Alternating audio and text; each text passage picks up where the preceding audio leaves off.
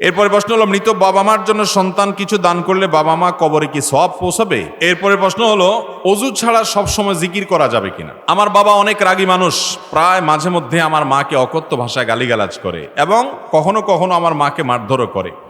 আমার বয়স এখন 18 বছর, এমত অবস্থা আমার করণীয় কি? দয়া করে কোরআন হাদিসের আলোকে বলবেন। মানুষ মারা যাওয়ার পর থেকে কিয়ামতের মাঠ কায়েম হওয়ার আগ পর্যন্ত কবরে জান্নাতি এবং জাহান্নামীদের কি অবস্থায় রাখা হয়? এরপর প্রশ্ন হলো, আমরা দুই ভাই ব্যবসা করি, নামাজের সময় হলে এক ভাই জামাতে নামাজ আদায় করি আর অন্যজন পরে নামাজ আদায় করি, এভাবে নামাজ আদায় হবে কিনা? সাইয়্যিদুল ইস্তিগফার পড়লে কি কি লাভ হয় জানালে উপকৃত হব। অনেকে মানত করেন যে আমার পছন্দের দল কাপ না জিতলে আমি বিবাহ করব না, এজন্য অনেকে বছরকে বছর না বিবাহ করা ছাড়া থাকেন। ইসলামের দৃষ্টিতে জায়েজ আছে কিনা? এরপরে প্রশ্ন হলো, আমার স্বামী বিদেশে থাকে, আমার ননদ ও শাশুড়ি আমার উপর নির্যাতন করে এবং আমার স্বামীর কানে আমার নামে উল্টাপাল্টা কথা বলে, আমার করণীয়? অনেকে বলে পীর না ধরলে নবীর শাফাত করবে না, পীর ধরা লাগবে, এই বিষয়ে আপনার মতামত কি? যদি সুদ খায় তার পিছনে নামাজ হবে কিনা? কোন ইমাম যদি সুদের কারবারের সাথে জড়িত হয়, সুদি লোন নেয়, সুদ দেয়, সুদি লোন দেয়, যে কোনোভাবে সুদের সাথে সম্পৃক্ত হয়, তাহলে এই ব্যক্তিকে ইমাম হিসাবে নিযুক্ত করা জায়েজ নাই। মসজিদ কর্তৃপক্ষের কর্তব্য এই ইমাম সাহেবকে ইমামতি থেকে বরখাস্ত করা। যদি তিনি তওবা করে তার কৃতকর্মের জন্য লজ্জিত হয়ে অনুতপ্ত হয়ে ফিরে আসেন তাহলে সেক্ষেত্রে ভিন্ন কথা, কিন্তু যতক্ষণ পর্যন্ত তিনি এই অপকর্মে লিপ্ত আছেন ততক্ষণ পর্যন্ত তাকে আর ইমাম হিসাবে নিযুক্ত করা বা ইমাম হিসাবে তাকে বহাল রাখা, এটা মসজিদ কর্তৃপক্ষের জন্য জায়েজ নাই। কিন্তু মুসল্লিরা যদি এরকম ইমামের পিছনে নামাজ পড়ে তাদের নামাজ হয়ে যাবে, তাদের নামাজ হয়ে যাবে। কারণ ওয়াল্লা তাজিরু ওয়াজিরাতুন বিজরা উখরা, আল্লাহ কোরআনে বলছেন একজনের পাপের বোঝা আরেকজন বহন করবে না। ইমাম সাহেব তিনি পাপ করেছেন, তার পাপে তাকে পাবে, তার পাপে আপনার ক্ষতি হবে। কিন্তু যার পেছনে নামাজ পড়বো এই লোকটার মধ্যে যদি কাবিরা গুনাহ থাকে, এই লোকটার ভিতরে বড় অপরাধ যদি থাকে, তাহলে সেক্ষেত্রে তার প্রতি অভক্তি আসবে, তার কাছ থেকে শিখতে পারবো না। সেজন্য এরকম লোককে ইমাম হিসাবে নিয়োগ দেওয়াও জায়েজ নাই, ইমাম হিসাবে বহাল রাখাও জায়েজ নাই।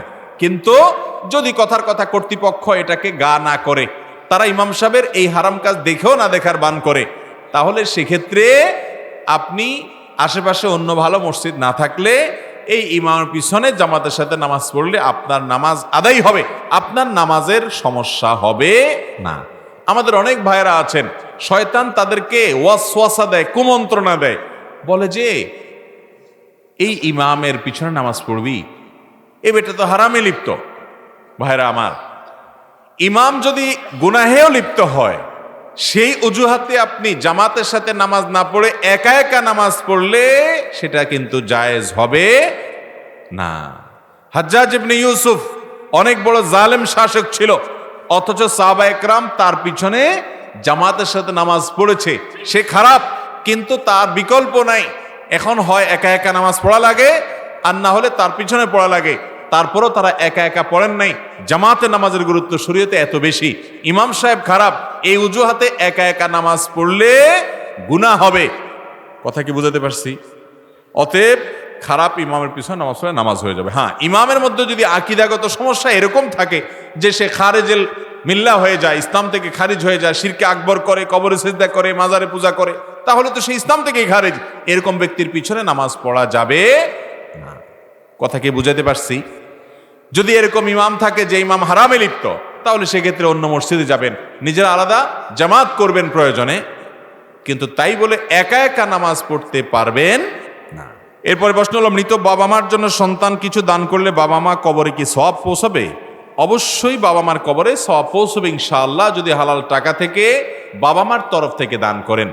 বাবা মা এবং আপনার স্বামী কিংবা স্ত্রী কিংবা ভাই বোন, বন্ধু বান্ধব, দাদা দাদি, যে কোনো মৃত মানুষ, মৃত মুসলমান, তার পক্ষ থেকে যদি আপনি কিছু দান করেন, যে আল্লাহ এই 10টা টাকা আমি দান করলাম এই কাজে, একজন গরিবকে আমি দান করলাম, একটা মাদ্রাসা আমি দিলাম, একটা মসজিদে দিলাম, একটা ওয়াজ মাহফিলে দিলাম, একটা অভাবী মানুষের অভাব দূর করার জন্য দিলাম, যে কোনো ভালো কাজে দিলাম, আল্লাহ তোমাকে খুশি করার জন্য দিয়েছি, এটার যে সওয়াবটা হবে এটা আমি চাই না, এটা আমার বাবাকে, মাকে, স্ত্রীকে, স্বামীকে, ভাইকে, বোনকে, দাদাকে, দাদিকে, নানিকে, নানাকে, যিনি মারা গেছেন, আল্লাহ অমুককে আমি এটা দান করছি, এটা সবটা তার অ্যাকাউন্টে দিয়েন, ইনশাআল্লাহ এটার সব তিনি পাবেন। নবী করিম সাল্লাল্লাহু আলাইহি সাল্লামের কাছে এক সাহাবী এসে বলছে, ইয়া রাসূলুল্লাহ, আমার একটা কুয়া আছে, এটা আমি দান করতে চাই আমার মায়ের তরফ থেকে। নবী সাল্লাল্লাহু আলাইহি সাল্লাম বলেছেন, হ্যাঁ তুমি করতে পারো। অতএব বোঝা গেল মৃত মানুষের পক্ষ থেকে দান করলে মৃত মানুষের সওয়াব হয়, উপকার হয়, যদি তাদের উদ্দেশ্য হয় এবং হালাল টাকা থেকে হয়। এরপরে প্রশ্ন হলো, অজু ছাড়া সবসময় জিকির করা যাবে কিনা? জিকির এমন একটা ইবাদত যেটাকে বেশি পরিমাণে করতে বলা হয়েছে। আল্লাহ তাআলা কোরআনে কারীমে বলেছেন, ওয়ায-যাকিরিনাল্লাহা কাসীরান ওয়ায-যাকিরাত, আল্লাহর জিকির যারা বেশি পরিমাণে করে নারী পুরুষ তাদের প্রশংসা আল্লাহ করেছে।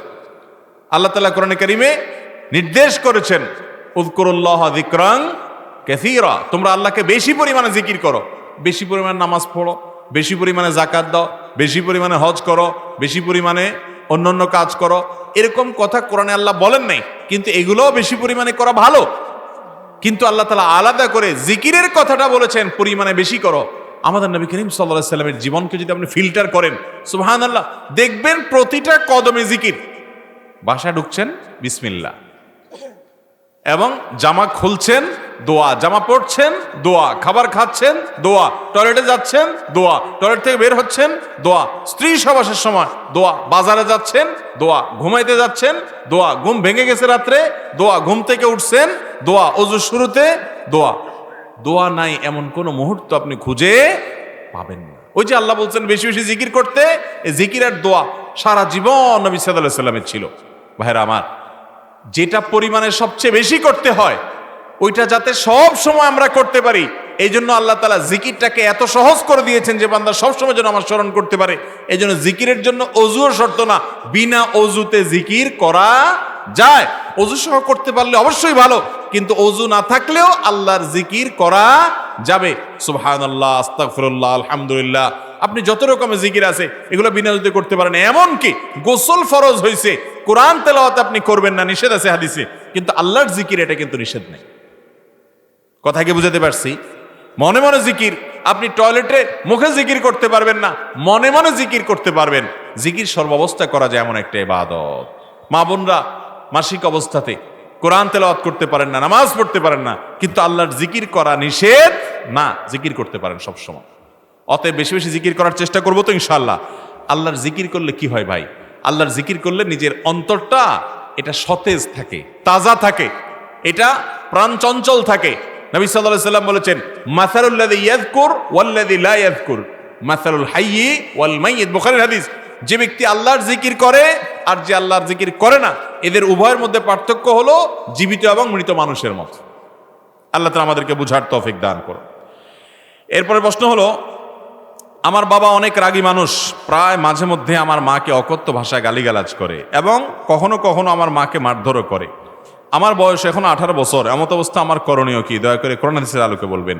ভাই, এই ধরনের পরিস্থিতিগুলো খুবই খুবই দুর্বিষহ এবং বিব্রতকর পরিস্থিতি। একদিকে বাপ, তার সাথে দুর্ব্যবহার করা যাবে না, আবার অপরদিকে মায়ের প্রতি অবিচার করছে সে, সেটাও সহ্য করা কঠিন হয়। সন্তান হিসাবে আমাদের কর্তব্য হলো, মার প্রতি যদি প্রহার করতে আসে, শারীরিকভাবে নির্যাতন করতে আসে বাবা, অবশ্যই ঢাল হয়ে বাধা দেওয়া, যে মারলে আমার গায়ে মারো, আমার গায়ে, মায়ের গায়ে মারবা না। এভাবে মাকে সেভ করার জন্য অবশ্যই সন্তান উদ্যোগ নেবে এবং ছুটাবার চেষ্টা করবে। কিন্তু তাই বলে বাপে মাকে মারছে এই জন্য পাল্টা যায় বাপেরও 2-4টা মারতে কিন্তু পারবে না, কারণ বাপ। একই কথা, মাও যদি কোনো অন্যায় করে তাই বলে মায়ের গায়ে হাত তুলতে সন্তান পারবে না। খুব ডেঞ্জারাস জায়গা। বলে তাহলে কি করব?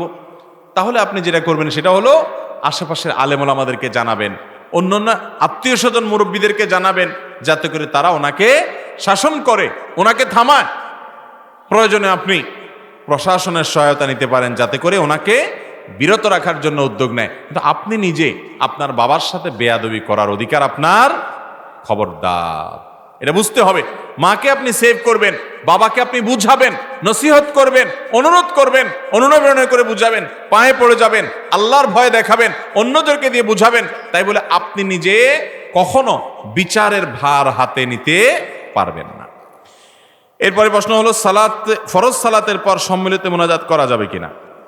ভাইরা আমার, 5 ওয়াক্ত নামাজের পর সালাম ফেরানোর পর নবী করিম সাল্লাল্লাহু আলাইহি সাল্লাম আল্লাহ তাআলার কাছে বিভিন্ন দোয়া এবং জিকির নিবেদন করতেন। আস্তাগফিরুল্লাহ, আস্তাগফিরুল্লাহ, আস্তাগফিরুল্লাহ, আল্লাহুম্মা আনতাস সালাম ওয়া মিনকাস সালাম তাবারাকতা ইয়া যাল জালালি ওয়াল ইকরাম। একবার সূরা ইখলাস, একবার সূরা ফালাক, একবার সূরা নাস তিনি পড়তেন লা ইলাহা ইল্লাল্লাহু ওয়াহদাহু লা শারীকা লাহু লাহুল মুলকু ওয়া লাহুল হামদু ওয়া হুয়া আলা কুল্লি শাইইন কাদির। তিনি পড়তেন লা ইলাহা ইল্লাল্লাহু মুখলিসিনা লাহুদ্দিন ওয়ালাউ কারিহাল কাফিরুন। তিনি পড়তেন আল্লাহুম্মা আইন্নি আলা যিকরিকা ওয়া শুকরিকা ওয়া হুসনি ইবাদাতিক। তিনি পড়তেন আয়াতুল কুরসি। তিনি পড়তেন সুবহানাল্লাহ 33 বার, আলহামদুলিল্লাহ 33 বার, 33 বার আল্লাহু আকবার, 34 নম্বর লা ইলাহা ইল্লাল্লাহু ওয়াহদাহু লা শারীকা লাহু লাহুল মুলকু ওয়া লাহুল হামদু ওয়া হুয়া আলা কুল্লি শাইইন কাদির। কোন বর্ণনা আছে যে 33 বার সুবহানাল্লাহ, 33 বার আলহামদুলিল্লাহ আর 34 বার আল্লাহু আকবার। তিনি পড়তেন লা ইলাহা ইল্লাল্লাহু মুখলিসিনা লাহুদ্দিন ওয়ালাউ কারিহাল কাফিরুন, লা ইলাহা ইল্লাল্লাহ ওয়া লা না'বুদু ইল্লা ইয়্যাহ লাহুন নি'মাতু ওয়া লাহুল ফাদলু ওয়া লাহুস সানাউল হাসান। এই 5 ওয়াক্ত নামাজের পর নবী করিম সাল্লাল্লাহু আলাইহি সাল্লাম এতগুলো দোয়া জিকির পড়তেন। এগুলো সবগুলা যাদের মুখস্থ আছে একটু হাত তুলুন তো দেখি কার কার মুখস্থ আছে। সবার মুখস্থ আছে? এখন জিজ্ঞাসা করলে বলতে পারবেন তো? মাশাআল্লাহ, অল্প কয়েকজন মানুষ হাত তুলছেন, বাকিদের মুখস্থ নাই। তার মানে কি? তার মানে হলো সালাম ফেরানোর পর নবী করিম সাল্লাল্লাহু আলাইহি সাল্লাম যেটা করতেন ওটা আমরা জানি না। আমরা জানি রেডিমেড মোনাজাত। রেডিমেড মোনাজাত বুঝেননি? যে ইমাম সাহেবের সাথে হাত তুললাম, ইমাম সাহেবের সাথে নামাইলাম, কি বললো না বললো খোঁজ খবর নাই। এটা ঠিক 5 ওয়াক্ত সালাতের পর বা যে কোনো সালাতের পর দোয়া কবুল হয়। তিরমিজির বর্ণনা আছে নবী সাল্লাল্লাহু আলাইহি সাল্লাম বলেছেন 2 সময় দোয়া কবুল হয়। এক হলো ভোর রাতে, আরেকটা হলো প্রত্যেক নামাজের পর। এই জন্য কারোর যদি আল্লাহর কাছে কিছু চাওয়ার থাকে তিনি অবশ্যই আল্লাহর কাছে দোয়া করে চেয়ে নিতে পারেন। কিন্তু তাই বলে ইমাম সাহেব ট্র্যাডিশনাল মুনাজাত যেটা আমরা আজকে দেখি সবাইকে নিয়ে হাত তুলে এভাবে দোয়া করবে। নবী করিম সাল্লাল্লাহু আলাইহি সাল্লাম 10 বছরে প্রায় 18,000 ওয়াক্ত নামাজের ইমামতি করেছেন মসজিদে নববীতে। তারপর 4 খলিফা মিলে 30 বছর ইমামতি করেছেন।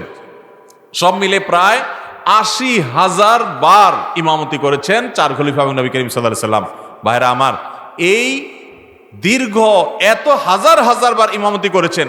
যারা হাদিস সম্পর্কে ধারণা রাখেন, নবী করিম সাল্লাল্লাহু আলাইহি সাল্লাম জীবনে যদি 2-4 বারও সাহাবীদেরকে সাথে নিয়ে সালাম ফেরানোর পরে এই রেডিমেড মুনাজাত করতেন, তাহলে সেটা অগণিত হাদিসে বর্ণনা আসতো কি আসতো না?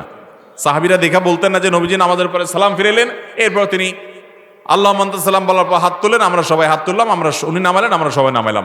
যদি তিনি একবারও করতেন, এটা অসংখ্য বর্ণনায় আসতো কি আসতো না? কিন্তু এরকম কোনো বর্ণনা তো পাওয়া যায় না। বর্ণনা পাওয়া যায় তিনি সালাম ফেরানোর পর ইস্তিগফার পড়তেন, আল্লাহুম্মা আনতাস সালাম পড়তেন, যে দোয়াগুলো এগুলো বলতেন, এরকম বিভিন্ন বর্ণনা আছে। কিন্তু এইভাবে এই ট্র্যাডিশনাল মুনাজাতের কথা নাই। যদি নবী করিম সাল্লাল্লাহু আলাইহি সাল্লাম ইবাদতের পর এই কাজটি এইভাবে না করেন, তো আমি কার অনুসরণে এটা করব? আমার কথা কি বুঝতে পারছেন? কার অনুসরণে করব আমি বলেন? ইবাদত করতে হবে কার পদ্ধতি অনুযায়ী? রাসূল সাল্লাল্লাহু আলাইহি সাল্লাম নামাজ পড়ছেন না পড়েন নাই? 1-2 বার পড়ছেন? প্রতিদিন 5 ওয়াক্ত পড়ছেন না? 10 বছর ইমামতি করেছেন, 1 ওয়াক্ত ইমামতি ছাড়া আরেকজনের ইমামতিতে পড়েন নাই, নিজেই ইমামতি করেছেন। তাহলে তিনি ইমামতি করে সালাম ফেরানোর পর কি করছেন বর্ণনা আসছে। তিনি ব্যক্তিগতভাবে কি করছেন, টয়লেটে কিভাবে পরিচ্ছন্ন হয়েছেন, স্ত্রীর সাথে একান্তে কিভাবে তিনি কথা বলেছেন, তার সবগুলোর বিবরণ হাদিসে আসছে। কোন এক যুদ্ধে ফজর নামাজের পরে মুখে বিড়বিড় করে কিনা একটা দোয়া পড়ছেন। সাহাবীরা সাথে সাথে ধরে ফেলছেন, ইয়া রাসূলুল্লাহ আপনি কি দোয়া পড়ছেন বিড়বিড় করে, আমাদেরকে শিখিয়ে দেন। তারা এতটা উদ্গ্রীব ছিলেন। তো 5 ওয়াক্ত সালাতের পর এইভাবে যদি সবাইকে নিয়ে হাত তুলে মুনাজাতের এই কাজটা তিনি যদি 2-4 বারও করতেন, একবারও যদি করতেন, অসংখ্য হাদিসে তার বর্ণনা থাকতো। অথচ দেখান তো দেখি এরকম আরেকটা হাদিস যে নবী সাল্লাল্লাহু আলাইহি সাল্লাম এভাবে সবাইকে নিয়ে নামাজের উপর মুনাজাত করেছেন। যদি না করেন বা প্রমাণ না হয়, তো আমি কার অনুসরণ করার জন্য এটা করব? আল্লাহ তাআলা আমাদেরকে সুন্নাহ অনুসরণ করার তৌফিক দান করুন। আমাদের দেশের 99% মানুষ প্রায় 5 ওয়াক্ত নামাজের পরে দোয়া জিকিরগুলো জানে না। জানে হলো রেডিমেড মুনাজাত, সুন্নাত জানে না। আমি সেটাকে বিদআত বলতে যাচ্ছি না। যদি কেউ এটাকে সালাতের অংশ মনে না করে, আবশ্যক মনে না করে, তাহলে সেক্ষেত্রে এটা বিদআত বলতে পারবো না। কিন্তু যেভাবে এটাকে সিস্টেম বানিয়ে ফেলা হয়েছে আমাদের দেশে, কোনো ইমাম সাহেব যদি ভুলেও একদিন বাদ দেয়, তো ইমামের খবর আছে, ঠিক না বে ঠিক? তাহলে বোঝা গেল এটাকে আর মানে এটা শুধুমাত্র এমনিতে এমনিতে করা হয় সেই হিসাবে মনে করা হয় না, বরং এটাকে আবশ্যক মনে করা হয়। ঠিক না বে ঠিক? মুনাজাত তো করতে হবে আল্লাহর সাথে, এই সালাতটাই তো মুনাজাত। সহিহ মুসলিমের হাদিসে আসছে নবী সাল্লাল্লাহু আলাইহি সাল্লাম ইবাদত নামাজটাকে বলছেন এটা হলো মুনাজাত মা আল্লাহ, আল্লাহর সাথে কানাঘুষা করা, কথা বলা। আপনি নামাজের মধ্যে কি করেন খেয়াল করেন তো একটু। ইয়্যাকা না'বুদু ওয়া ইয়্যাকা নাস্তাঈন, আল্লাহ তোমারই ইবাদত করি, এই যে আল্লাহর সাথে কথা বলতেছেন। ইহদিনাস সিরাতাল মুস্তাকিম, আল্লাহ সঠিক পথ দেখাও, দোয়া শুরুতে দোয়া, আর মাঝখানে তাসবিহ করতেছেন, তাসবিহ থেকে দাঁড়ায় প্রশংসা করতেছেন, সিজদা থেকে উঠে আবার বসে আল্লাহুম্মা গফিরলি ওয়ারহামনি ওয়াহদিনি ওয়াআফিনি ওয়ারফানি ওয়াজবুরনি ওয়ারযুকনি দোয়া করতেছেন। আল্লাহ ক্ষমা করেন, রিজিক দেন, মাফ করেন, দোয়া করতেছেন। আবার সিজদা গিয়ে তাসবিহ পেশ করতেছেন, উঠে বসে আত্তাহিয়াতু লিল্লাহ, আল্লাহর প্রশংসা করে তাহিয়া নিবেদন করে এরপরে বলতেছেন আসসালামু আলাইনা ওয়া আলা ইবাদিল্লাহিস সালিহিন, আল্লাহর শান্তি আমার প্রতি বর্ষিত হোক, আপনার সব নেককার বান্দাদের প্রতি বর্ষিত হোক, দোয়া। এরপরে দুরূদ পড়তেছেন আল্লাহুম্মা সাল্লি আলা মুহাম্মদ আল্লাহুম্মা বারিক আলা মুহাম্মদ, দোয়া, আল্লাহ নবীজির প্রতি আপনি রহমত নাজিল করেন, তার প্রতি বরকত নাজিল করেন, দোয়া না? এরপরে আয়েশা দোয়া মাসুরা পড়তেছেন আল্লাহুম্মা ইন্নী যালামতু নাফসি যুলমান কাসীরা ওয়া লা ইয়াগফিরুয যুনুবা ইল্লা আনতা ফাগফিরলি মাগফিরাতাম মিন ইনদিক ওয়ারহামনি ইন্নাকা আনতাল গফুরুর রহিম, আল্লাহ আপনি আমাকে মাফ করেন, রহম করেন, আপনি গফুরুর রহিম, দোয়া না? দোয়া না? তাহলে নামাজের শুরুতে সূরা ফাতিহা দাঁড়ায়াও দোয়া করছেন, বৈঠকও দোয়া করছেন, দুই সেজদার মাঝখানে দোয়া করছেন, পুরো নামাজটাই দোয়া, পুরো নামাজটা আল্লাহর সাথে কথোপকথন। এই জন্যই হাদিসে এটাকে মুনাজাত মা আল্লাহ বলা হয়েছে, আল্লাহর সাথে কথোপকথন করা, আল্লাহর সাথে কি করা? কথোপকথন করা, কথাবার্তা বলা এবং দোয়া করা, পুরো নামাজটাই দোয়া। এরপর নবী করিম সাল্লাল্লাহু আলাইহি সাল্লাম জিকির করতেন, আল্লাহর প্রশংসা করতেন, নামাজের পর আবার কিছু দোয়া নিবেদন করতেন। মনে রাখবেন যেই জায়গায় নির্দিষ্ট দোয়া হাদিসে সেখানে আছে, সেখানে হাত তোলা, ওই দোয়ার জন্য হাত তোলা সাবেত নাই। যেমন টয়লেটে ঢোকার সময় দোয়া আছে না নাই? কিন্তু হাত তোলেন না? তোলেন না? খাবারের শেষে দোয়া আছে না নাই? হাত তোলেন না? তোলেন না? কারণ যেখানে দোয়া ফিক্স থাকে হাদিসে, দোয়ার ভাষ্য ঠিক থাকে, ওটা মুখে উচ্চারণ করতে হয়। আর যেখানে দোয়া কবুলের জায়গা বলা আছে, নামাজের পরে দোয়া কবুলের কথা বলা আছে, আপনার আল্লাহর কাছে কিছু চাওয়ার দরকার আছে, অবশ্যই আপনি হাত তুলে লম্বা সময় দোয়া করেন, কোনো অসুবিধা, ভুল বুঝবেন না। আবার অনেকে আছে দোয়াই ছেড়ে দিস, আল্লাহর কাছে চাইতেই জানে না, বেদাত করতে করতে দোয়াই ভুলে গেছে। আছে না আমাদের সমাজে যে হাত তুলতে ভুলে গেছে, অনেক কপাল পড়া এরকম আছে, চোখের পানি ফেলতে ভুলে গেছে, চাইতে ভুলে গেছে। ভাইরা আমার, অবশ্যই আল্লাহর কাছে কি করতে হবে? দোয়া। ওই বুঝা না বুঝে আন্দাজে দোয়া করা যাবে না। অনেক সময় দেখবেন ইমাম সাহেবের সাথে হয়তো ইমাম সাহেব দোয়ার জন্য হাত তুলছে, কেউ একজন এখনো তাসবিহ জিকিরগুলা মাসনুন দোয়াগুলা জিকিরগুলা পড়তেছে, তো আশপাশ থেকে এরকম করে খোঁচা দেয় দেখবেন, মানে হুজুর হাত তুলছে, তুমি বসে আছো কেন? আবার দেখা যাচ্ছে ওই বেচারা হুজুর হাত নামায় ফেলছে, কিন্তু ওনার আল্লাহর কাছে আরো কিছু চাওয়ার আছে, তার কিছু মনের ব্যথা আছে, তিনি আরো দোয়া লম্বা করতেছে, তাও দেখবেন পাশ থেকে এরকম গুতা মারে, এই হুজুর নামায় ফেলছে, তুমি কি করো এখন? আছে না নাই? এটারে আমি নাম দিছি রেডিমেড মুনাজাত। রেডিমেড রেডিমেড মুনাজাত নাই, নামাজের পরে দোয়া আপনি অবশ্যই করবেন, কিন্তু রেডিমেড দোয়া আল্লাহ আমাদের বুঝার তৌফিক দান করুন। কিন্তু ভাইরা, এগুলো নিয়ে খবরদার, গন্ডগোল ফাসাদ করা জায়েজ। আপনি যেটাকে বিশুদ্ধ মনে করছেন সেটার উপর আমল করবেন, কিন্তু যা এলাকার ইমাম সাহেবদের পিছনে ফতোয়াগিরি, ফতোয়া দিয়া খোঁচাখুচি করা, গন্ডগোল লাগানো, এটা করতে যাবেন খবরদার। ওলামাদের সাথে বেয়াদবি করবেন না। আপনি পারলে বুঝাইতে পারলে বুঝাবেন, না বুঝাতে পারলে নিজেটা নিজে আমল করবেন। তাই বলে আরেকজনের বিরুদ্ধে ফতোয়া দিয়া বিশৃঙ্খল অবস্থা সৃষ্টি করা, সেখানে দলাদলি করা, এগুলা ইসলামে জায়েজ নাই, খবরদার। এবার প্রশ্ন হলো, আমরা দুই ভাই ব্যবসা করি, নামাজের সময় হলে এক ভাই জামাতে নামাজ আদায় করি আর অন্যজন পরে নামাজ আদায় করি, এভাবে নামাজ আদায় হবে কিনা? দেখুন, দুই ভাই একসাথে দোকানদারি করলে দেখা যায় যে দুজন একসাথে মসজিদে যে নামাজ পড়তে পারেন না। তো এক্ষেত্রে যেটা করতে পারেন, যে দুই ভাই দোকানের মসজিদে দূরে হয়, তাহলে দোকানের মধ্যে দাঁড়ায় জামাত করবেন। ওই টাইমটাতে কেনাবেচা হবে না। 10 মিনিট 15 মিনিট কেনাবেচা না হলে কি ব্যবসা লাঠে উঠে যাবে? যেহেতু এটা একদিনের ব্যাপার না, প্রতিদিনের ব্যাপার, মুসলমান প্রতিদিন জামাত ত্যাগ করে একা একা নামাজ পড়বে, এটা মানা যায় না। কারণ সালাতুল জামাআতে তাফদুলু সালাতাল ফাযযি বি27 দারাজা, একাকী নামাজের চাইতে জামাতে নামাজে 27 গুণ বেশি সওয়াব। একটা জিনিস কিনলে সাথে 27টা পাবেন, জীবনে মিস করবেন? তাহলে কিভাবে এটা মিস করতে পারেন? এজন্য আমাদের পরামর্শ হবে যে দুই ভাই মিলে দোকান, যদি মসজিদে যেতে না পারেন দোকানে জামাতের সাথে নামাজ পড়বেন, অথবা এক ভাই গিয়ে জামাতে সামিল হবেন, তিনি যা জামাতে নামাজ পড়ে এসে আরেক ভাই চলে যাবেন, তিনি যা দ্বিতীয় জামাতে বা অন্য কোনো জায়গায় একটু পরে জামাত হলে সেখানে গিয়ে সামিল হবেন, তারপরও জামাতে নামাজ পড়ার জন্য চেষ্টা করবেন, কোনো ত্রুটি করবেন না। মুসলমান হিসাবে এই চেষ্টাটা আমাদের থাকা উচিত। একান্ত যদি সেটাও করতে না পারেন, দোকানে একজন একজন করে পালা করে নামাজ পড়ে নেন, ওয়াক্তের ফরজ তো আদায় হয়ে যাবে, কিন্তু জামাতে যে সওয়াব হতো বিপুল পরিমাণে সেটা থেকে আপনি বঞ্চিত হলেন, এবং একান্ত ওজর ছাড়া জামাত ত্যাগ করা জায়েজ নাই। এই জন্য জামাতে নামাজ পড়ার চেষ্টা করতে হবে। আমার নাম রিয়াদ হাসান, আমি নবম শ্রেণীর ছাত্র। আমি কবিতা লিখতে পছন্দ করি।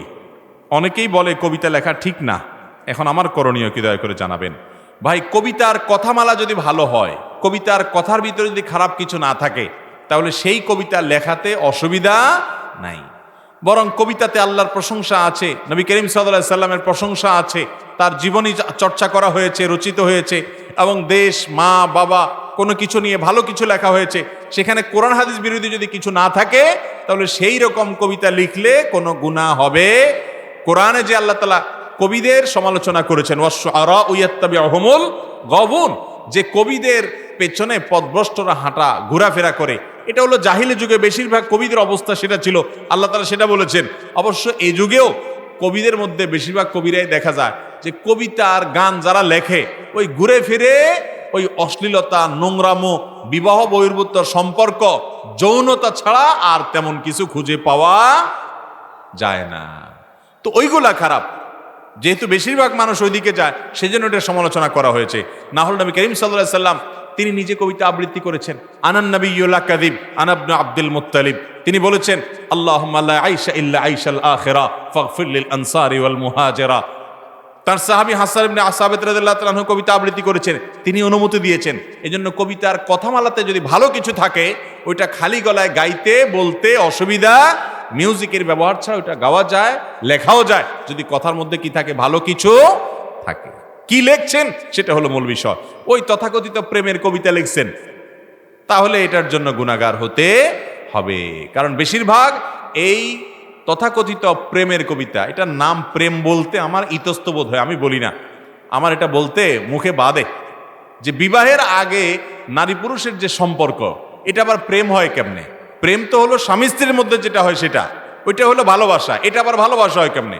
এটা হলো বেশিরভাগ ক্ষেত্রে, কিছু আছে মুখলেস প্রেমিকা প্রেমিক, আর বেশিরভাগই হলো মেয়েদের হলো চটপটি, ফুচকা আর বাদাম খাওয়ার ধান্দা, আর ছেলেদের হলো ফষ্টি নষ্টির ধান্দা। এ হলো সোজা কথা। একান্ত দেখা যাচ্ছে না একেবারে মন থেকেই আসলে করছে, এরকম কিছু আবুল বা সোজা মানুষ আছে। বাকি বেশিরভাগই হলো এই শিয়ানা পাবলিক, এটার নাম দিছে বলে প্রেম, ভালোবাসা। বলেন এইটা যদি ভালোবাসা হয়, ভণ্ডামি কাকে বলবে দুনিয়াতে? ভালোবাসা হলো স্বামী স্ত্রীর মধ্যকার যেটা হয় সেটা, এটা হলো বেশিরভাগ দেখবেন। আচ্ছা, এই তথাকথিত প্রেম ভালোবাসা যেটা আপনারা নাম দিছেন, এগুলা টিকে বা শেষ পর্যন্ত বিয়ে পর্যন্ত গড়ায় কয়টা শতকরা? টিকলেও সেটা আবার কয়দিন টিকে, এটাও আরেক প্রশ্ন। চায়না জিনিসও আরো বেশি টিকে, ঠিক না বে ঠিক? অতএব ভাইরা আমার, বিশেষ করে যুবকদেরকে বলবো, বিবাহের আগে এই সমস্ত কুকীর্তি করবেন না। সকল ভালোবাসা জমায় রাখবেন নিজের বৈধ স্ত্রীর জন্য, ঠিক আছে তো ইনশাআল্লাহ? ভালোবাসা অজায়গায় কুজায়গায় খরচ করার পর জায়গা মতো যখন ভালোবাসার দরকার হবে, তখন দেখবেন ভালোবাসা পুঁজিতে টান পড়ছে, পুঁজিতে তখন টান পড়বো, আর খুঁজে পাবেন না। আল্লাহ আমাদের সবাইকে হেদায়েত দান করুন। তাহলে কবিতার কথামালার ভিতরে যদি ভালো কিছু থাকে তাহলে ভালো, খারাপ কিছু থাকলে সেটা জায়েজ নাই। খন্দকার আব্দুল্লাহ জাহাঙ্গীর রাহিমাহুল্লাহর মতো দায়ী হতে হলে করণীয় কি? কি ধরনের বই পড়বো? মাশাআল্লাহ, ডক্টর খন্দকার আব্দুল্লাহ জাহাঙ্গীর রাহিমাহুল্লাহ তিনি সমকালীন বাংলা ভাষাভাষী আলিমদের মধ্যে অত্যন্ত উঁচু মাপের একজন আদর্শ দায়ী ইলাল্লাহ ছিলেন। তার দাওয়া বাংলা ভাষাভাষী মুসলিমদের উপকার এনেছে, মুসলিমদের উপকার করেছে। আল্লাহ রাব্বুল আলামিন তাকে জান্নাতুল ফেরদাউসের মেহমান হিসাবে কবুল করুন। স্যার রাহিমাহুল্লাহর ভুল ত্রুটিগুলোকে আল্লাহ তাআলা মাফ করে দিন। স্যার উদার চিন্তা লালন করতেন, সকল মুসলিম ভাইকে ভালোবাসতে জানতেন, কারোর প্রতি কোনো বিদ্বেষ শত্রুতা সচরাচর দলবাজি গ্রুপবাজি করে তিনি করতেন না। তো তার মতো দায়ী হওয়ার জন্য প্রথমত স্যারের বইগুলো পড়বেন, স্যারের বইগুলো পড়বেন, স্যারের বক্তব্যগুলো শুনবেন, তাহলে তিনি কি চিন্তাধারা লালন করতেন সেটা আপনার বুঝতে সুবিধা হবে। আল্লাহ রাব্বুল আলামিন শুধু তিনি নন, বাংলাদেশে তার মতো অথবা তার চাইতে আরো উপকারী অনেক আলেম আছেন, অনেক দায়ী আছেন। আল্লাহ তাআলা এরকম উপকারী আলেম এবং দায়ীদের সংখ্যা আরো বাড়িয়ে দেন। আমাদের সবাইকে সেরকম ভালো মানুষদের মতো মানুষ হওয়ার তৌফিক দান করেন। আল্লাহর কাছে মানুষ একান্তে এক একজন এক একটা জিনিস চায় না। আমি আল্লাহর কাছে প্রায় সময় চাই, বিশেষ করে উমরাতে গেলে, হজে গেলে, আমার চাওয়ার যে তালিকা লিস্ট থাকে এর মধ্যে এটা থাকে যে আল্লাহ আপনি আব্দুল্লাহ জাহাঙ্গীর মহল্লার মতো আখলাক, তার মতো উন্নত ব্যবহার আচরণ, সকল মুসলিম মিল্লাতের জন্য তার যে দরদি চিন্তা চেতনা, আল্লাহ এটা আপনি আমাকে দান করেন। একেবারে সত্যি সত্যি আমার ভিতরে যেন এটা পরিপূর্ণ মাত্রা চলে আসে। এই জন্য আল্লাহ তাআলা আমাদের সবাইকে, শুধু তিনি নন, আরো যে সমস্ত উলামায়ে কেরাম দেশে দীর্ঘকাল কাজ করেছেন, করে চলেছেন, আল্লাহ তাআলা তাদের ভালো গুণগুলো আমাদেরকে অর্জন করার তৌফিক দান করুন। সাইয়্যিদুল ইস্তিগফার পড়লে কি কি লাভ হয় জানালে উপকৃত হব। ভাইরা আমার, সাইয়্যিদুল ইস্তিগফার মানে হলো সকল ইস্তিগফারের মধ্যে শ্রেষ্ঠ ইস্তিগফার। সাইয়্যিদুল ইস্তিগফার মানে হলো আল্লাহর কাছে মাপ চাওয়ার শ্রেষ্ঠ এবং সবচেয়ে উত্তম দোয়া। বলে দিব কোনটা? আল্লাহুম্মা আনতা রাব্বি, হে আল্লাহ আপনি আমার রব, লা ইলাহা ইল্লা আন্ত, আপনি ছাড়া সত্যিকার কোনো মাবুদ নাই। আল্লাহুম্মা আনতা রাব্বি লা ইলাহা ইল্লা আন্ত খালাকতানি, আপনি আমাকে সৃষ্টি করেছেন। ওয়া আনা আবদুকা, আমি আপনার গোলাম। ওয়া আনা আলা আহদিকা ওয়া ওয়া'দিকা মাস্তাতা'তু, আপনার সাথে যে আমার কমিটমেন্ট, আপনার গোলামি দাসত্ব করার, আপনাকে রব হিসাবে মেনে নেওয়ার, একত্ববাদের যে স্বীকারোক্তি আমি দিয়েছি, এর উপর আমি যতটুকু সম্ভব থাকার চেষ্টা করেছি। আউযু বিকা মিন শাররি মা সানাতু, কিন্তু এরপরও আমার দ্বারা কিছু অপকর্ম হয়ে গেছে, সেগুলোর ক্ষতি থেকে আমি আপনার কাছে পানা চাই, তার জন্য আমার জন্য কোনো ক্ষতি না হয়, শাস্তি না হয়। আউযু বিকা মিন শাররি মা সানাতু আবুউ লাকা বিনি'মাতিকা আলাইয়া, আপনি আমার প্রতি নিয়ামত দিয়েছেন, আমি স্বীকার করি। ও আবুউ লাকা বিযামবি, আমি আবার অনেক পাপ করেছি, সেটাও স্বীকার করি। ফাগফিরলি, অতএব আমাকে মাফ করে দেন। ফাইন্নাহু লা ইয়াগফিরুয যুনুবা ইল্লা আন্ত, কারণ আপনি ছাড়া কেউ কোনো পাপ অপরাধ মাফ করতে পারেন না। এটা হলো সাইয়্যিদুল ইস্তিগফার। এই ইস্তিগফারের ফজিলত কি? এর ফজিলত হলো, নবী করিম সাল্লাল্লাহু আলাইহি সাল্লাম বলেছেন, যদি কেউ সকাল বেলায় এই সাইয়্যিদুল ইস্তিগফার, সবচেয়ে ক্ষমা চাওয়ার সবচেয়ে শ্রেষ্ঠ দোয়াটা পাঠ করে সকালে, এবং ইয়াকিনের সাথে পাঠ করে, বিশ্বাসের সাথে পাঠ করে, তাহলে সারা দিনের মধ্যে যদি কখনো তার মৃত্যু হয়, তাহলে সে ব্যক্তি আহলুল জান্নাহ বা জান্নাতবাসীদের অন্তর্ভুক্ত হবে। সন্ধ্যার সময় যদি এই দোয়া কেউ পড়ে এরকম বিশ্বাসের সাথে, ইয়াকিনের সাথে, তাহলে সেক্ষেত্রে ওই রাতের ভিতরে যদি তার মৃত্যু হয়, সেও আল্লাহ রাব্বুল আলামিনের কাছে জান্নাতবাসী হিসাবে যাবে ইনশাআল্লাহ। অতএব সাইয়্যিদুল ইস্তিগফার পড়বো তো ইনশাআল্লাহ। সাইয়্যিদুল ইস্তিগফার এটা আমাদের মধ্যে একেবারে মুখস্থ হয়ে যাওয়া উচিত, বারবার বারবার করে আমাদের পড়া উচিত। এরপর প্রশ্ন হলো, অনেকে মানত করেন যে আমার পছন্দের দল কাপ না জিতলে আমি বিবাহ করব না, এই জন্য অনেকে বছরকে বছর না বিবাহ করা ছাড়া থাকেন। ইসলামের দৃষ্টিতে জায়েজ আছে কিনা? ভাইরা আমার, গতকালকে এক ভাই এই প্রশ্নটা কোথায় যেন করেছেন, উত্তর দেওয়া হয় নাই। দেখুন, কপাল পোড়া কাকে বলে, কত প্রকার এবং কি কি, এইটা দেখার জন্য পৃথিবীর যেই দেশে যেতে হবে তার নাম বাংলাদেশ।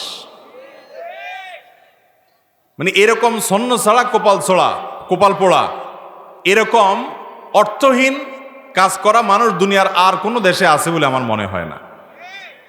কোথাকার কোন দেশ খেলতেছে, সে দেশের সাথে আমার দেশের না কোনো সম্পর্ক আছে, না তাদের দূতাবাস আছে, হয়তো ওই দেশের খেলোয়াড়রা আমার দেশের নামও জীবনে শুনে নেই, কিন্তু তাদের জন্য আমরা শহীদ হয়ে যেতেছি, তাদের জন্য এই বেটা বিয়ে পর্যন্ত ছেড়ে দিস। কত বড় কপাল পোড়া চিন্তা করেন। নিজে বিয়ে করবে, সওয়াব হবে, চরিত্র হেফাজত হবে, সেটা না করে ও কাপ জিতলেই আমার কি, না জিতলেই আমার কি। বিশেষ করে যখন কেউ মুশরিক হয়, অমুসলিম হয়, আল্লাহদ্রোহী হয়, তখন তার জন্য অন্তরে এত ভালোবাসা দেওয়া, এটা ঈমানের দুর্বলতার লক্ষণ, ঈমানের দুর্বলতার লক্ষণ। অতএব এইরকম কাজ নাজায়েজ। যদি কেউ এরকম সংকল্প করে থাকেন, তাহলে তার সে সংকল্প ভাঙা বরং ওয়াজিব। এই সংকল্প ভঙ্গ করা কি? উল্টাপাল্টা সংকল্প করলে সেটা রক্ষা করা ইসলামে জায়েজ নাই। সে কাপ না পাইলে আপনি বিয়ে করবেন না, মানে এর চেয়ে বড় পাগলামি, এর চেয়ে বড় মানে নির্বুদ্ধিতার কাজ আর কি হতে পারে দুনিয়াতে বলেন। আল্লাহ তাআলা আমাদের ভাইদেরকে হেদায়েত দান করুন, বুঝার তৌফিক দান করুন। আপনি এইভাবে যা খুশি তা করবেন, আল্লাহর কাছে এগুলোর জন্য জবাবদিহি করতে হবে। মানুষ মারা যাওয়ার পর থেকে কিয়ামতের মাঠ কায়েম হওয়ার আগ পর্যন্ত কবরে জান্নাতি এবং জাহান্নামীদের কি অবস্থা রাখা হয়? ভাইরা আমার, আযাবুল কবরি ওয়া নাঈমুহু হাক্কুন। আহলুস সুন্নাহ জামাতের আকীদা হলো কবরের আযাবও সত্য, কবরের নিয়ামত দেওয়া হয় সেটাও কি সত্য।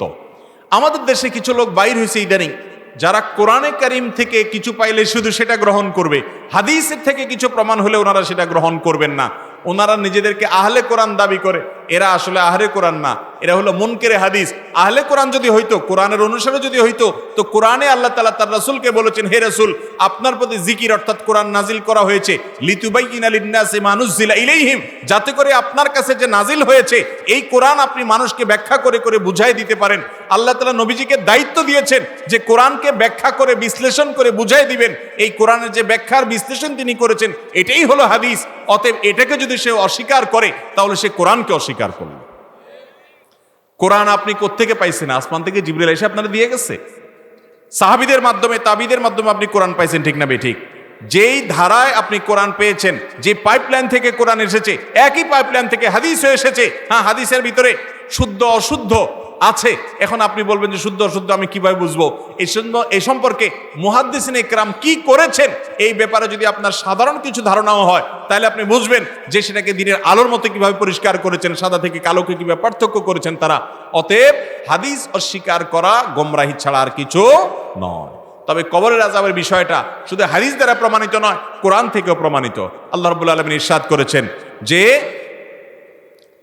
ফেরাউনের অনুসারী এবং ফেরাউনের বংশের যারা, ফেরাউন সহ তাদের সম্পর্কে আল্লাহ রাব্বুল আলামিন বলেছেন যে তাদেরকে আন্নারু ইউরাদুনা আলাইহা গুদুওয়া ওয়া আশিয়া, সকাল সন্ধ্যায় তাদেরকে আযাব দেওয়া হয়, শাস্তি দেওয়া হয় তাদের কুফরির কারণে।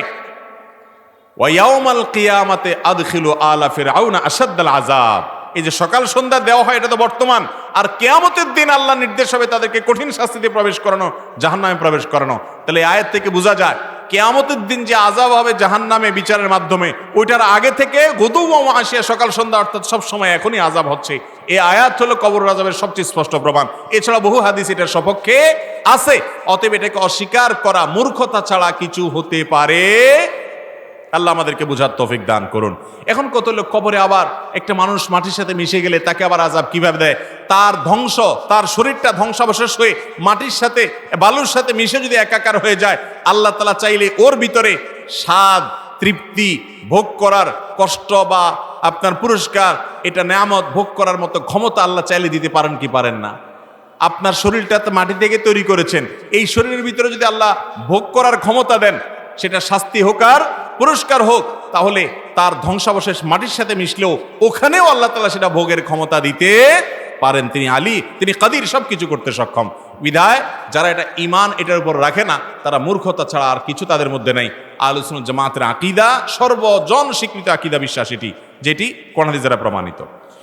এরপরে প্রশ্ন হলো, আমার স্বামী বিদেশে থাকে, আমার ননদ ও শাশুড়ি আমার উপর নির্যাতন করে এবং আমার স্বামীর কানে আমার নামে উল্টাপাল্টা কথা বলে, আমার করণীয় কি? এই যে একটু আগে বলছি, দেখছেন এখন প্রমাণ পাইছেন হাতে নাতে। মহিলাদের প্রশ্ন এত পরিমাণ আসে, অনেক ঘরে এই জিনিসটা আছে যে কোনো বেচারি ভদ্র মহিলা, তার স্বামী বিদেশ থাকে অথবা ঢাকায় থাকে বা দূরে থাকে, এমনকি কাছেও যদি থাকে, দেখা যায় যে তার শাশুড়ি, তার ননদ, তার দেবর, তার শ্বশুর, এরা সবাই স্বামীর কান ভারী করে ফেলায়। স্বামী বেচারা শুনতে শুনতে একসময় বিশ্বাস করতে বাধ্য হয় যে আসলে বোধহয় আমার বউটা খারাপ, ঠিক না বেঠিক? স্বামী স্ত্রীর ভিতরে এরকম অশান্তি সৃষ্টি যারা করে দেয়, এরা আল্লাহর জমিনের সবচেয়ে বড় পাপিষ্ঠ মানুষগুলোর একটা। ভয়াবঙ্কর অপরাধ স্বামী স্ত্রীর মধ্যে দূরত্ব সৃষ্টি যারা করে। একই কথা, কোন স্ত্রী যদি তার শাশুড়ি, শ্বশুর, দেবর, ননদ তাদের সম্পর্কে মিথ্যা কথা বলে, স্বামীকে যদি তাদের বিরুদ্ধে খেপিয়ে তোলে, বীতশ্রদ্ধ করে, তাহলে সেও এইরকম জঘন্য অপরাধের অপরাধী। মনে রাখবেন, আপনি আল্লাহর হক যদি নষ্ট করেন, তাহলে আল্লাহ রাব্বুল আলামিনের কাছে এত পাকড়াও হবে না যত পাকড়াও হবে বান্দার হক নষ্টের কারণে। কিয়ামতের ময়দানে কেউ কাউকে ছাড়বে না, এই পুত্রবধূ আপনার নামে বিচার দিবে। অতএব এই সমস্ত কুটনামি, ষড়যন্ত্র আমাদের বাসাবাড়ি থেকে আমরা বিদায় করবো তো ইনশাআল্লাহ। আল্লাহ তাআলা আমাদের সবাইকে নেক হওয়ার তৌফিক দান করুন। ভাইরা আমার, শুধু জিকির করলেন, তাসবিহ তেলাওয়াত করলেন, এর নাম ইসলাম না। ইসলামের মূল ফরজ বিষয়গুলোর মধ্যে থেকে একটা হলো এটা যে আপনি কোনো মানুষ অধিকার নষ্ট করবেন না, সেটা পুত্রবধূরও না, ছেলেরও না, অন্য কারোর না। এরপরে প্রশ্ন হলো, শাশুড়ি মারধর করে, শ্বশুর বাড়ি থেকে তাড়িয়ে দেয়, ফকিরের মেয়ে ছাড়া কথা বলে না, ননদ ননার সবাই খারাপ ব্যবহার করে, ওই স্বামী স্ত্রী সন্তানদের থেকে আত্মীয়দের খুব গুরুত্ব দেয়, স্ত্রীর কাছে তাদের নিয়ে গর্ব করে কথা বলে, স্ত্রীকে সান্ত্বনা দেয় না, এটা কি স্বামীর জন্য উচিত? ভাইরা আমার, স্বামী স্ত্রী প্রত্যেকের প্রতি খেয়াল রাখতে হবে। বিশেষ করে স্বামীদেরকে আল্লাহ বলেছেন ওয়াশিরুহুন্না বিল মারুফ, তোমরা তোমাদের স্ত্রীদের সাথে সুন্দরভাবে বসবাস করো, উত্তমভাবে বসবাস করো। অতএব যদি অত্যাচার অবিচার করা হয় সেটা জায়েজ হবে না, বরং গুনাহ হবে। আল্লাহ আমাদের স্বামীদেরকে হেদায়েত দান করুন, স্ত্রীদেরকে হেদায়েত দান করুন। কেউ কারোকে কষ্ট দিতে পারবে না। এবং এই যে বোন কষ্টের কথা বলেছেন, এই কষ্ট বাংলাদেশের ঘরে ঘরে ঘরে ঘরে। আজকাল অবশ্য অনেক ক্ষেত্রে উল্টাও হয়ে গেছে। অনেক পুত্রবধূর অত্যাচারে শ্বশুর শাশুড়ি অত্যাচারিত, অতিষ্ঠ, তাদেরকে তারা যা তা আচরণ করে, উভয় দিক থেকে সীমালঙ্ঘন হয়। মনে রাখবেন, যেই সীমালঙ্ঘন করবে, আল্লাহ বলেছেন ইন্নাল্লাহা লা ইউহিব্বুল মুতাদিন, আল্লাহ তাআলা সীমালঙ্ঘনকারীকে পছন্দ করেন না। আল্লাহ আমাদের ভাইদেরকে বুঝার তৌফিক দান করুন। অনেকে বলে পীর না ধরলে নবীর শাফাত করবে না, পীর ধরা লাগবে, এই বিষয়ে আপনার মতামত কি? ভাইরা আমার, কোরআন হাদিসে কোথাও নাই যে পীর না ধরলে নবীর সুপারিশ পাওয়া যাবে না, এমন কথা কোরআন হাদিসে কোথাও না। এটা মন গড়া কথা। অনেকে বলে যার পীর নেই তার পীর শয়তান, এই কথাও কোরআন হাদিসের কোথাও নাই। এটা কোরআন হাদিস দ্বারা প্রমাণিত কোনো কথা নয়। তবে এটা ঠিক যে একজন মানুষ তিনি ভালো পথে থাকার জন্য তিনি ওলামা একরামের কাছ থেকে দ্বীন শিখবেন, তাদের সোহবতে যাবেন, সেটা একজনের কাছেই যাবেন, অন্য কারোর কাছে যাবেন না। একটাই তার মূল জায়গা থাকবে এমন কোনো কথা নাই। হ্যাঁ, ব্যক্তিগতভাবে কারো পরামর্শ কাউকে বানাতে পারেন, যে তার কাছে পরামর্শ করলেন, তার কাছে তাকে ভালো লাগে, তার কাছে মাসলা মাসাইল জানলেন। কিন্তু তাই বলে আপনার এই একজন নির্দিষ্ট কোনো ব্যক্তিকে পীর বানাইতে হবে, তার হাতে মুরিদ না হলে বা পীর না বানালে কিয়ামতের ময়দানে নবীজির সুপারিশ পাওয়া যাবে না, এমন কোনো কথা কোরআন হাদিসে কোথাও নাই। তবে আল্লাহ তাআলা কোরআনে কারিমে নেককার মানুষদের সাথে থাকতে বলেছেন। যে ভালো মানুষ তার সোহবতে থাকবেন, যেখানে ভালো মানুষ পাবেন তার সোহবতে থাকবেন। আপনার বিশেষ কোনো শিক্ষক, বিশেষ কোনো ওস্তাদ, বিশেষ কোনো মুরব্বী থাকতেই পারে, কিন্তু তাই বলে আপনার এর জন্য কোনো জাল, ভুয়া, ভিত্তিহীন হাদিস যেমন বানানো যাবে না, এমনিভাবে পিসাব আপনাকে আখিরাতে পার করে দিবেন, তরায় দিবেন, নাজাত পাইয়ে দিবেন, এই সমস্ত বিশ্বাসও করা যাবে না। আরে কিয়ামতের ময়দানে যে দৌড়ের উপরে পাবলিক থাকবে, নবীরা সবাই পেরেশান থাকবে, আপনার পিসাব তো পরের কথা। আল্লাহ তাআলা আমাদেরকে বুঝার তৌফিক দান করুন। কেউ না বুঝে রাস্তার 4-5টা ইট সরিয়ে নিল, এখন বুঝতে পেরেছে, কিন্তু কিভাবে এই ঋণ সে পরিশোধ করবে? রাস্তার ইট যদি সরায় না, এটা তো সরকারি জিনিস, তাহলে সেক্ষেত্রে আবার যে কয়টা ইট সরাইছেন ওই কয়টা ইট এনে রাস্তায় বসায় দিবেন, অথবা যখন রাস্তার আপনার কোথাও এরকম গর্ত টর্ত হবে সেখানে সেটা ব্যবহার করে দিবেন, যে কোনোভাবে হোক। যদি ওইটা সরকারি হয় তাহলে সরকারি খাতে ঢুকাবেন, আর যদি কন্ট্রাক্টরের হয়, যে কন্ট্রাক্টর কাজটা নিছে, তাহলে ওই কন্ট্রাক্টরকে ওইটা বুঝাই দিতে হবে। আর যদি বুঝাই দেওয়ার মতো সুযোগ না থাকে, তাহলে সেক্ষেত্রে ওই পরিমাণ টাকা আল্লাহর রাস্তায় ওই ব্যক্তির তরফ থেকে দান করে দিবেন। কিন্তু দিতে হবে, দেওয়ার আগ পর্যন্ত মাফ হবে। মানুষের হক যারা মেরে খাচ্ছেন তারা বুঝবেন কিয়ামতের ময়দানে পাই পাই করে হিসাব দিতে হবে। আল্লাহ তাআলা আমাদেরকে বুঝার তৌফিক দান করুন। বাচ্চারা পেশাব কাপড়ে বা শরীরে লাগলে ভুলে সে পেশাব নিয়ে নামাজ আদায় করার পর মনে হলো যে শরীর বা কাপড়ে পেশাব লেগেছিল, সেক্ষেত্রে কি পুনরায় নামাজ আদায় করতে হবে? জি, আপনি নামাজ পড়ছেন, একটু পরে দেখলেন যে হ্যাঁ আপনার পেশাব রয়ে গেছে, আপনি ভুলে করেছেন, ওই অবস্থায় নামাজ পড়ে ফেলেছেন, তখন আপনি ওই পোশাক পরিবর্তন করে বা পেশাব ধুয়ে নতুন করে আপনি ওই নামাজটা পড়ে ফেলবেন, যেহেতু আপনি ভুলে এই কাজটি করে ফেলেছেন। দেখছেন, সালাম ফিরেছেন, তারপরে আপনি দেখেছেন সাথে সাথে বা পরক্ষণে, তাহলে আপনি করবেন। আমার স্বামী মাঝে মধ্যে নেশা করে, আবার জুয়া খেলে, আমি নিষেধ করলে আমাকে মারধর করে, মায়ের ভয়ে আমি এখন কিছু বলি না। আমি এখন নিষেধ করি না বলে আমার কোনো গুনাহ হবে কিনা? অবশ্যই না। আপনাকে অত্যাচার করলে তখন আপনার জন্য বলা ফরজ না। আপনি বলেছেন, আপনার দায়িত্ব আদায় করেছেন, নাহিয়াল মুনকার অসৎ কাজের বাধা প্রদান করেছেন, আল্লাহর কাছে দোয়া করবেন। এরপরে আপনাকে আল্লাহ বাধ্য করেন নাই, লা ইউকাল্লিফুল্লাহু নাফসান ইল্লা উসআহা, সাধ্যের বাইরে আল্লাহ কিছু করতে কাউকে বলেন নাই। আপনি বলছেন, এখন বলতে গেলে আপনাকে মায়ের দেয়, অত্যাচার করে, তাহলে আপনি অত্যাচার থেকে বাঁচার জন্য না বললে আপনার কোনো গুনাহ হবে না ইনশাআল্লাহ। সংসারে কাজকর্ম করার সময় কি এই দোয়াটা পড়া যাবে? এই দোয়া পড়তে আমার ভালো লাগে। দোয়াটা হলো লা ইলাহা ইল্লা আনতা সুবহানাকা ইন্নী কুনতু মিনাজ জালিমিন। আমাদের মা বোনদের জন্য, এমনকি আমাদের ভাইদের জন্য খুব গুরুত্বপূর্ণ এই জিজ্ঞাসাটা। আমাদের কাজে কামের ফাঁকে, আপনি খেতে খামারে কাজ করছেন, আপনি অন্য জায়গায় কাজ করছেন, দোকানদারি করছেন, মা বোনরা বাসা বাড়িতে কাজ করছেন, এই কাজের ফাঁকে ফাঁকে তাসবিহ জিকির করা যাবে, বরং করাই উচিত। অতএব এই যে দোয়া ইউনুস, লা ইলাহা ইল্লা আনতা সুবহানাকা ইন্নী কুনতু মিনাজ জালিমিন, এটার ফজিলত জানেন? এটার ফজিলত হলো আপনার জীবনে যত বড় বিপদ আসুক, এই দোয়া পাঠ করে আল্লাহর কাছে যদি আশ্রয় চান, আপনার বিপদ আল্লাহ তাআলা দূর করবেন। কোরআনে আল্লাহ ওয়াদা করেছেন, ওয়াকাযালিকা নুনজিল মুমিনিন, এই দোয়ার মাধ্যমে যেইভাবে ইউনুসকে আমি মুক্ত করেছি এমন ভাবে ঈমানদারদেরকেও মুক্ত করব। নবী করিম সাল্লাল্লাহু আলাইহি সাল্লাম বলেছেন, আমার ভাই ইউনুস যে দোয়া পড়ে আল্লাহর কাছে বিপদ মুক্তি পেয়েছেন, তোমরা সে দোয়া পড়ে আল্লাহর কাছে বিপদ থেকে মুক্তি চাইবা, এজন্য এটা পড়বেন। আর বিপদ মুক্তি ছাড়াও এমনি বেশি বেশি করে আপনি দোয়া ইউনুস পড়তে পারেন কাজের ফাঁকে, কোনো অসুবিধা নেই। সুবহানাল্লাহ, আলহামদুলিল্লাহ, আল্লাহু আকবার, এগুলোও আপনি পড়তে পারেন। মাজার কেন্দ্রিক মেলায় গিয়ে কেনাকাটা শরিয়ার হুকুম কি? যদিও আমি মাজারে শিরক করি না, কিন্তু এখানে কেনাকাটা করলে পাপ হবে কিনা? যেখানে গেলে তাদের দল ভারী হবে, ওই মজমা জমবে এবং ওইটাতে এক ধরনের অংশগ্রহণ হয়, সেখান থেকে দূরে থাকতে হবে। কারণ হাদিসে আসছে, মান কাসসারা সাওয়াদা কওমিন ফাহুয়া মিনহুম, যদি কেউ কোনো দলের দল ভারী করে কোথাও গিয়া, সে তাদের অন্তর্ভুক্ত হয়। তবে সেখান থেকে কিনলে সে কেনাটা হারাম হয়ে যাবে, ব্যাপারটা সেরকম না। বিশেষ করে সেখানে যদি দলবাড়ি করার ব্যাপার না থাকে, এটা যদি ওপেন থাকে, ধরেন পূজা উপলক্ষে অনেক ছাড় দেয় অনেক দোকানে, ওই ছাড় নেওয়াতে কোনো অসুবিধা হবে না। আমাদের এলাকায় তারাবির 4 রাকাত সালাত পরপর সুবহানাজিল মুলকি ওয়াল মালাকুতে এই দোয়া নিয়মিত পাঠ করা হয়। এই দোয়া পাঠ করা জায়েজ নাকি বিদাত? ভাইরা আমার, ফতোয়া শামিতে এই দোয়াটা উল্লেখ আছে, কিন্তু তারাবির 4 রাকাতের পরপর কোনো দোয়া পাঠ করার কথা নবী করিম সাল্লাল্লাহু আলাইহি সাল্লামের কোনো হাদিস থেকে প্রমাণিত নয়। 4 রাকাতের পরপর যে বৈঠকটা হয়, এই বৈঠকটা হলো জালসায়ে ইস্তিরাহা টাইপ, অর্থাৎ এটা হলো আরামের জন্য, রেস্টের জন্য বসা হয়। এখন 4 রাকাতের পরে মুসল্লিরা সবাই যদি সুবহানাজিল মুলকে ওয়াল মালাকুতে বলে টান দেয়, তাহলে কি আরাম হয় না আরো ব্যারাম হয়? কিরে ভাই, এতক্ষণ তো ইমাম সাহেব হাফেজ সাহেবরা তেলাওয়াত করছে, আপনি শুধু দাঁড়ায় দাঁড়ায় শুনছেন, তাই না? ডিউটি সব হাফেজ সাহেবরা করছে।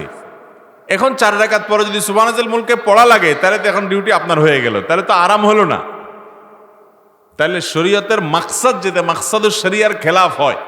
এই জন্য অনেক ভাইয়েরা আমাদের আছেন, তারা এই দোয়া জানে না দেখে তারাবির নামাজ পড়ে না। গ্রামে অনেক লোক এরকম পাওয়া যায়, তারাবি পড়ে না। যদি জিজ্ঞাসা করেন তারাবি কেন পড়তে যাও না নামাজ, বলে যে আমার এখনো তারাবির দোয়া মুখস্থ হয়নি। যেই দোয়ার কোনো ভিত্তি কোরআন হাদিসে নাই, সেটার উপরে ভিত্তি করে বা সেটা মুখস্থ নাই দেখে তারাবি পড়তেছে না, এটা ভুল। অতএব 4 রাকাত পরপর সুবহানাজিল মুলক ওয়াল মালাকুতে পড়ার কথা কোরআন হাদিসে কোথাও আসে নাই। এটাকে যদি কেউ সুন্নাহ মনে করে, তারাবির অংশ মনে করে, আবশ্যক মনে করে এবং তারাবির পাঠ বানিয়ে ফেলে, তাহলে সেক্ষেত্রে এটা বিদআতে পর্যবসিত হতে পারে, বিদআতের দিকে নিয়ে যেতে পারে। কথা কি বুঝাতে পারছি? 4 রাকাত পরপর আপনি দোয়া জিকির যেমন করতে পারেন, যে কোনো আপনি খাওয়া দাওয়া, পান করা, পানি খাওয়া, একটু পেশাব করা বা একটু রেস্ট করা, যে কোনো কিছু আপনি করতে পারেন হালাল। কিন্তু কোনো দোয়াকে ফিক্স করে নিলে যদি মনে করেন যে এই দোয়াই পড়তে হবে এই জায়গাতে, অথচ কোরআন হাদিস আপনাকে সে নির্দেশ করে নাই, তাহলে সেটা কিন্তু কখনো সুন্নাত নয়, বরং বেদাতের দিকে নিয়ে যাওয়ার সংখ্যা অনেক বেশি। কেউ মারা গেলে মিলাদ ও খাওয়ার অনুষ্ঠান করা যাবে কিনা? ভাইরা, মানুষ মারা যাওয়ার পর মৃত ব্যক্তির জন্য দোয়া করতে হবে। আর যেই লোক মারা গেছে তার আত্মীয় স্বজন যারা আছে, তার পরিবারের লোক যারা জীবিত আছে, তাদেরকে এলাকাবাসী খাওয়াইতে হবে। এটা হলো সুন্নাহ। নবী করিম সাল্লাল্লাহু আলাইহি সাল্লাম নির্দেশ করেছেন, তোমরা অমুকের জন্য, তার পরিবারের জন্য খাবারের ব্যবস্থা করো, কারণ তারা প্রিয়জন হারিয়ে মন খারাপ, তাদের রান্নাবাড়া করার মতো মানসিকতা নাই। এজন্য যে মারা গেছে তার পরিবারের লোক যারা জীবিত আছে তাদেরকে বরং এলাকাবাসী খাওয়াইতে হবে। এটা হলো কি সুন্নাত। আমাদের দেশে খাওয়ায়, সব এলাকায় খাওয়ায়, একটু হলো একদিন 2 দিন 2-4 বেলা হইলো খানা পাঠায়। যে বেচারা মরে গেছে আশেপাশ থেকে অন্যান্য ঘরের লোকেরা, প্রতিবেশীরা খাবার পাঠায়। প্রথম 2 দিন 4 দিন বা 2-4 বেলা খানা খাওয়ানোর পর এরপরে ওই 40 নম্বর দিনে সুদে আসলে সব একসাথে উঠায় নেয়। ঠিক না ঠিক? খাওয়ায় 4 বেলা 3 বেলা, হয়তো তাদের 5 জন 7 জনের খানা দেয়, এরপরে পুরো এলাকাবাসী গরু জবাই করে খায়। না খাওয়াইলে আবার বলে কি ছেলে মেয়ে রেখে গেছে, কাউকে একটু হাতও ধোয়াইলো না, কাউকে একটু 2টা ভাতও খাওয়াইলো না। এটা বলে কি বলে না? ভাইরা মা, খুবই খারাপ একটা বিষয়, মনে রাখবেন। মাকসাদুশ শরিয়ার খেলাফ কাজ। শরীয়ত যা চাচ্ছে এটা তার উল্টাটা চাচ্ছে। ওই লোকগুলো তাদের প্রিয়জন হারায়, তাদের মন খারাপ হয়েছে, আপনারা এলাকাবাসী তাদের কাছ থেকে খানা দাবি করেন, কিরে ভাই, খানা তো দাবি করে মানুষ সুখের সময়, বিয়ে করে নতুন বউ ঘরে তুলে আনছো, একটা আস্ত মেয়ে নিয়ে আসছো আরেকজনের, খুশির চোটে এবার সবারে অলিমা খাওয়াও, ঠিক না? তোমাকে আল্লাহ একটা ছেলে দিছে, মেয়ে দিছে, খুশির চোটে আকিকা খাওয়াও। ছেলেটা পাশ করছে পরীক্ষা, চাকরি পাইছে, খুশির চোটে মানুষের মিষ্টি খাওয়াও। তাহলে এই খাওয়া খাইয়ের ব্যাপারটা তো আনন্দের সময় হয়, ঠিক কিনা?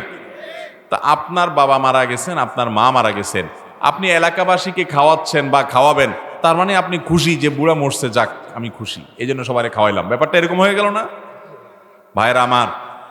এটা হিন্দু ধর্মাবলম্বী ভাইদের থেকে আসছে আমাদের সমাজে। আপনাদেরকে আমি বিভিন্ন জায়গায় বলি, আপনারা গুগলে শ্রাদ্ধ লিখে সার্চ দিবেন, শ্রাদ্ধ তালিব্বেশ রফালা আকার দয়ের পিঠে বড় ধ, শ্রাদ্ধ লিখে সার্চ দিবেন। সবার হাতে হাতে মোবাইল আছে। এরপরে সার্চ রেজাল্ট আসার পর দেখবেন হিন্দু ধর্মাবলম্বী ভাইদের বিভিন্ন ওয়েবসাইটে, বিভিন্ন তাদের আপনার বিভিন্ন ব্লগস ইত্যাদিতে দেখবেন যে এই শ্রাদ্ধ সম্পর্কে বিস্তারিত লেখা আছে। এটা হলো হিন্দু ধর্মাবলম্বী ভাইরা, তারা মনে করে, তাদের চিন্তাধারা এটা, তাদের বিশ্বাস, তারা আল্লাহর সাথে বুঝে বেড়াবে। তারা মনে করে যে কোনো মানুষ মারা গেলে তার পক্ষ থেকে আত্মীয় স্বজন এলাকাবাসীকে খানা না খাওয়াইলে ওই লোক করে স্বর্গে খানা দেওয়া হয় না, এই জন্য তারা এটা করে। তো ওইটা কিভাবে জানি আমাদের মুসলমানদের মধ্যে ঢুকে গেছে। আমরা এটাকে সওয়াবের কাজ মনে করে এই খরচের খাবার, তারপরে যায়া জিয়াফত, এই 40 মিলাদ নানা নামে আমরা করি। মৃত ব্যক্তির তরফ থেকে দান করা যায়, খানাও দান করা যায়, কিন্তু তার জন্য কোনো দিন নির্ধারিত, যেমন একদম ধরাবাঁধাকরণ নির্ধারণ করে এটা করতেই হবে, এলাকার মানুষকে খাওয়াইতে হবে, এরকমটি মনে করা যাবে। নবী করিম সাল্লাল্লাহু আলাইহি সাল্লাম মারা যাওয়ার পরে, মানুষ মারা যাওয়ার পরে যদি জিয়াফত খাওয়ানো, খরচের খানা খাওয়ানো, তারপরে আর কি বলে জানি, বিভিন্ন নাম আছে না, আপনাদের এলাকায় কি বলে এটারে,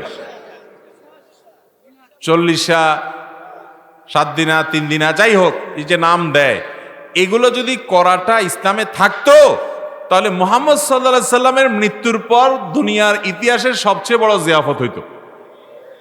কি বলেন?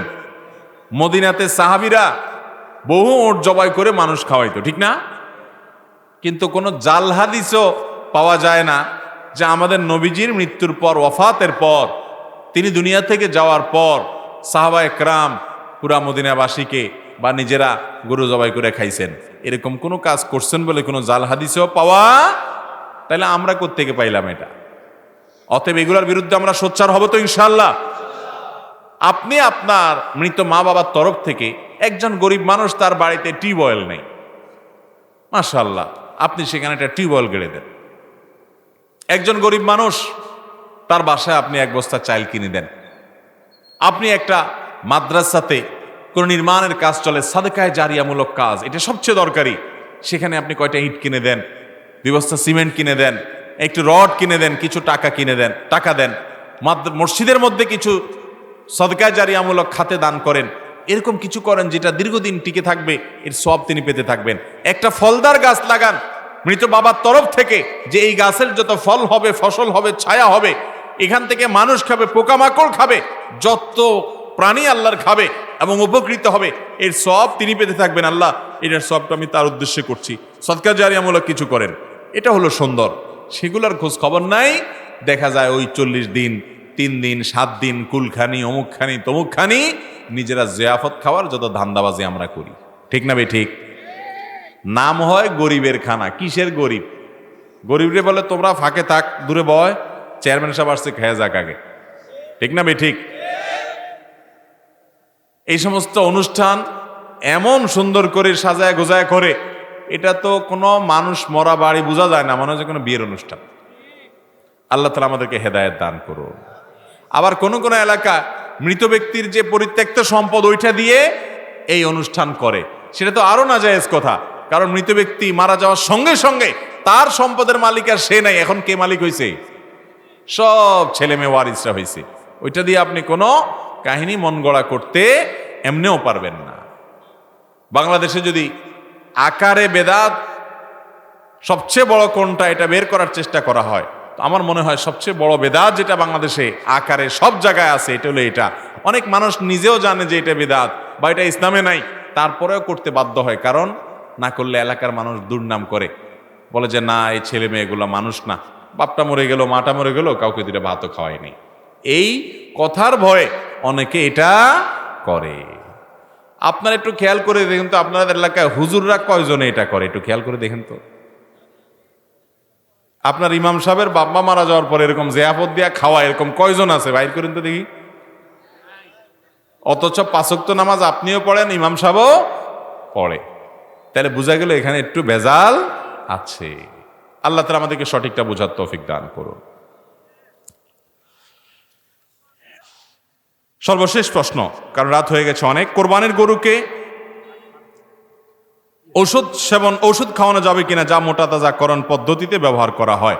কোরবানির গরু বলে কোনো কথা নয়, যে কোনো গরুতে যে কোনো পশুতে এমন কোনো ওষুধ প্রয়োগ করা যাবে না, এমন কোনো ওষুধ খাওয়ানো যাবে না যে ওষুধ খাইলে তার নিজের শরীরের মধ্যে আপনার ক্ষতিকর জিনিস প্রবেশ করে এবং সেই গোশত খেলে মানুষের অসুস্থতা হয়, রোগবালাই হয়, কিডনির রোগে আক্রান্ত হয়, ক্যান্সারে আক্রান্ত হয়, সেরকম কিছু পশুকে খাওয়ালে গুনাহ হবে, কারণ এটা মানুষের ক্ষতির কারণ। ইমানদার কখনো সেটা করতে পারে না, অথচ বেশিরভাগ নামধারী মুসলমানরা আমাদের দেশে সে কাজটা করে। আল্লাহ তাআলা আমাদের সবাইকে বোঝার তৌফিক দান করুন। জাযাকুমুল্লাহু খায়রা ওয়া আখিরু দাওয়ানা আলহামদুলিল্লাহি রাব্বিল আলামিন।